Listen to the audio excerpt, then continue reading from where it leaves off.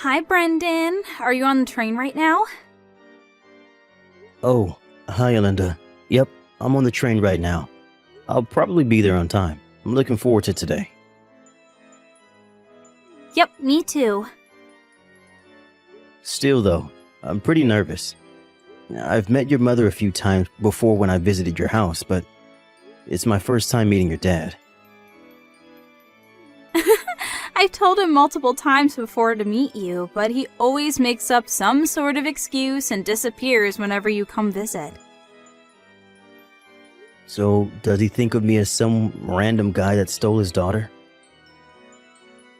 Even if that's the case right now, I'm sure he's going to have a better opinion of you once he gets to meet you. I hope so. Anyways, this time I told him that you'd be coming to receive their blessing for our marriage. I don't think he'll escape this time. I'll do my best to receive your parents' blessing. I'll tell him about how much of a good person you are as well. Thanks. I wouldn't know what to do without you. Alright, take care then. Yep, you take care as well.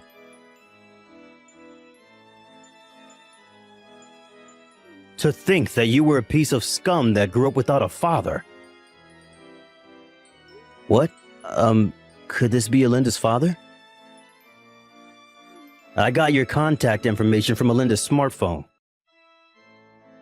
Is that so? First off, let's get this straight. I'm not going to be your father-in-law. I'm not going to let you and my daughter even get married. All right, then I'll call you Mr. Reed for now. Mr. Reed, why did you do what you did back there? Because you're a piece of scum that was raised in a single-parent family. I'm sorry, but that's not an answer to my question. Why did you throw that ashtray at me? You didn't just throw it at me. You were even waiting for me to enter the front door, poised to throw it.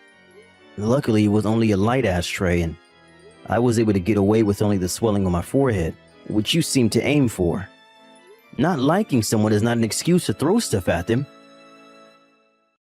You see, that's what I'm talking about. All I did was teach you a little lesson and you start getting all mad. You're a piece of scum that was raised by a single parent.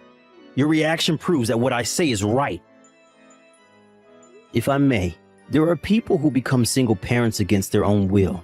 Even placed in such an environment, there are tons of people who have been raised on a straight path and are regular members of society.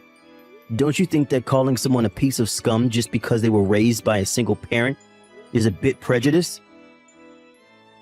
You seem to want to say that you're a good example of someone that was raised on a straight path.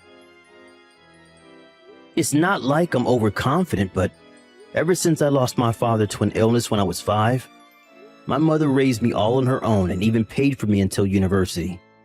I respect my mother from the bottom of my heart for that, both as a parent and as a human. There it is, your mother complex. Huh? I can already see my daughter being bullied by your mother, and you not doing anything if she were to marry you. Don't you think your interpretation is a bit one-sided? If the child is a piece of scum, then the mother must surely also be a piece of scum. What? I'm not going to let you marry my daughter. Mr. Reed, is that why you're provoking me on purpose? Do you want me to get mad at your heartless insults and insult you in return? So that I might accidentally say something that will make me and Alinda break up? Well, sorry to say this, but the things you said about single parents and their children at least don't apply to me and my mother. So there's no way I'm going to lose my temper and say something compromising. Huh? I'll end our conversation here for today, but me wanting to marry Alinda still hasn't changed, so I hope we can come to an understanding in the future. Brendan! Sorry it took me so long to contact you. Hi, Linda. You see, My dad took my smartphone from me, and I was only able to get it back now. Mom got it back for me without him knowing. Is the place where the ashtray hit you all right? Yep, it only got a bit red, and it's basically nothing now. I'm glad. I'm sorry for my father. I never thought he would do such a thing. Did you hear why he's opposing our marriage? Yep, I heard. He explained it to us in grand eloquence. Me and Mom didn't know what to say after his speech. Is that so? I'm so sorry. I didn't expect him to be this opposed to us getting married. Even if you were opposed to the wedding, why would he just throw an ashtray at you without even listening to what you had to say? Linda, let's calm down a bit. If we lose our tempers here, then we'll just be doing what he wants us to do. You're right. Oh, I forgot. Mom says there's something she wants to tell the two of us. Oh, Mrs. Reed? She said she's been thinking about it for a while, but has finally decided it after seeing my dad's attitude today. I wonder what it is. She told us to set up a meeting when Dad wouldn't be around. Got it. Could you tell her that I'm free on weekday nights and on weekends? Got it, hold on. I just asked Mom, and she said the sooner the better, so come tomorrow after work. Dad works a night shift, so he won't be here. Understood. I'll contact you once I'm done with work tomorrow. I'm so sorry about today. Hey, don't apologize. It's not your fault. Well then, see you tomorrow. Yep, see you tomorrow.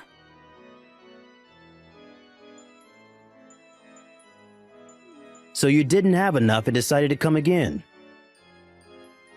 But I heard that you were going to work a night shift today.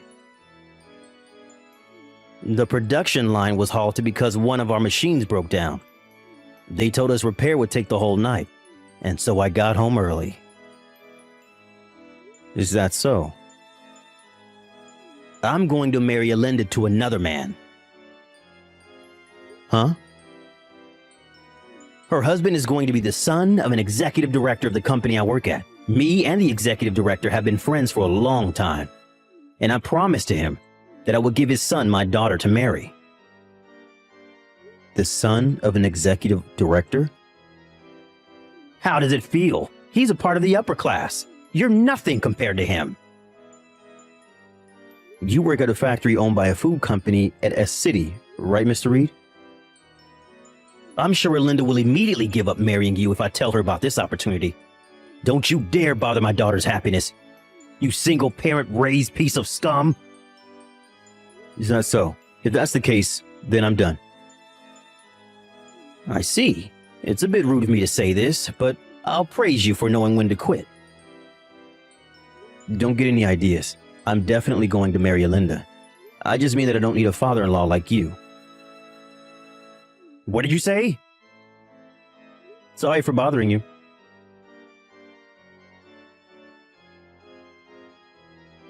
Linda, are you alright? Brendan, my dad. I'm so sorry again. To think that he would have come home early.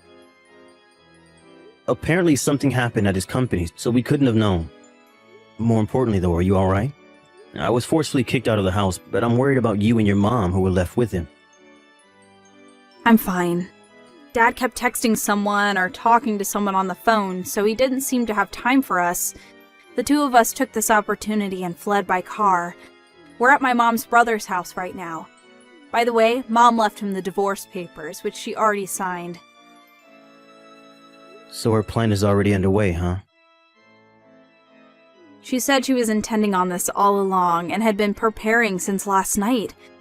She wanted to tell you about it, but Dad suddenly came home. Oh, is that so? Based on what she said up until I was kicked out, I guess the preparation was the obvious choice. Dad's probably going to try and find out where we went. Oh, obviously I'm not going to tell him, so don't worry. More importantly, it seems that your father has an arranged marriage set up for you. Huh? You mean he wants me to marry someone else? Yep. He says that your husband is going to be the son of an executive director of the company he works at. The son of an executive director? Could it be someone you know? He was a classmate during middle school. Apparently, he's extremely bright and is one of the candidates for the next CEO. Oh, so that's why your dad wanted you to marry him so much. But I heard during our middle school reunion recently that he was already engaged. Huh? It seems that people at the company don't know yet, though. Apparently, his fiance is the daughter of the company's CEO. What? If we let Dad do as he likes, I feel like a lot of people that have nothing to do with this are going to be caught up in this mess. You're right. I have a bad feeling that this is going to be a hassle. Hey, Linda, could you let me take care of the situation? I feel like we need to finish things right now. Do you have a plan? I think that getting my mother to intervene is the quickest way to take care of all of this. What? Your mother? To be honest, this is a card that I didn't really want to play, but it seems like I have no choice if I want to stop this before things get out of hand. I want you to wait a bit longer.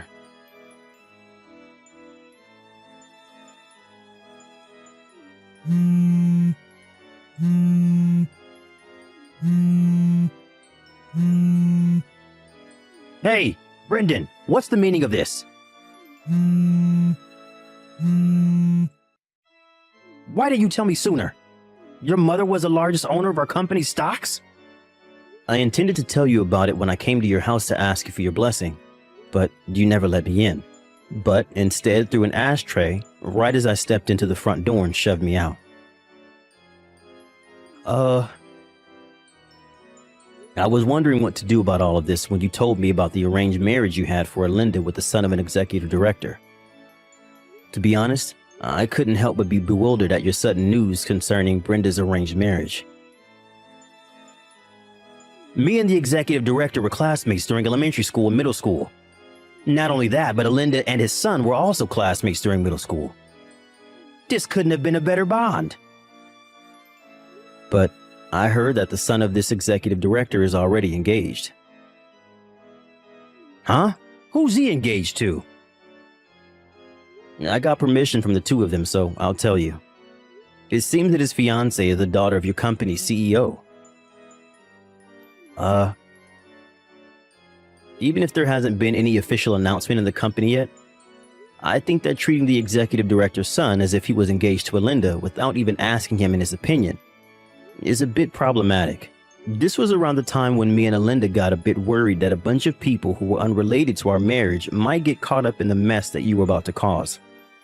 Which is why I decided that I needed my mother, the company's largest stockholder, to intervene and have her tell the company about the situation. I had no idea this was happening. That's not the end of it. It seems that you were telling some of your colleagues that my daughter might get married to the son of an executive director.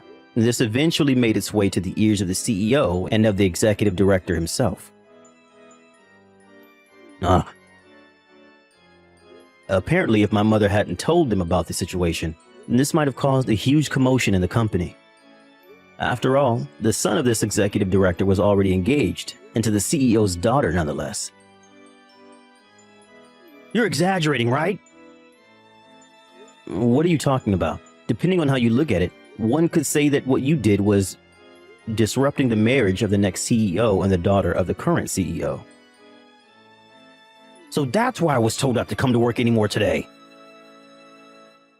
I don't know what the company is going to do with you, but it seems that you turned in the divorce papers your wife gave you to the city hall the day she gave them to you. Oh, well, that's... Linda says that she's going to cut ties with you as well. Hold on, wait! Please make sure not to get the two of them, who are now strangers to you, involved in whatever happens to you. Hold on, wait! This is not what I was intending. The divorce papers as well. I let my anger get a hold of me, which is the only reason I turned them in. I wasn't actually serious. If my wife apologizes, I'm willing to get married with her again. That sounds like a long story, am I right? Well, yes. It's an important one after all. But I'm not just a stranger to you. And I don't need to listen to what you say. Huh? And frankly, talking to you any longer is just a waste of time. So, goodbye. Wait!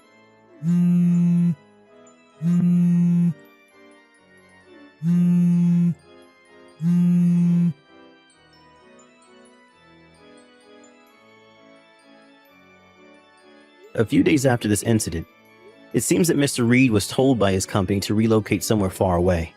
It seems that the people at the company have the silent understanding that that's where people go as a sort of exile. But Mr. Reed knew that he was being saved by the skin of his neck. And so, without a choice, he accepted. The next week, he set off for this remote island. Apparently, he now receives a much lower salary and is barely able to get by living on his own. Speaking of which, as he had never done any household chores in his life, he was having trouble living on his own. And so his diet was now heavily imbalanced. His room is full of garbage he's too lazy to take out. And his clothes are dirty since he didn't wash them. And his personality hasn't seemed to change a bit though. And he has no clue that the days until he's fired are numbered.